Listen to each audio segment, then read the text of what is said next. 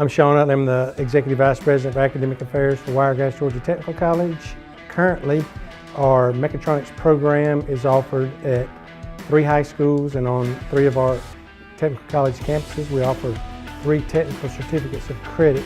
Well, mechatronics is the systems approach to a lot of different things that are found in engineering or in industrial systems or just in jobs. So it's a systems approach to electronics, basic fluid power, basic PLCs, automation, robotics, and mechanical systems. The Mechatronics program serves primarily as a pre-engineering program for those that want to go on to do work in a bachelor's degree, but the great thing about the program is with the multiple entry and exit points, you can go to work right out of high school, working for industry. If you're the top 10 and you think you want to be an engineer and that's the route you want to take, mechatronics is a definite course that you should take.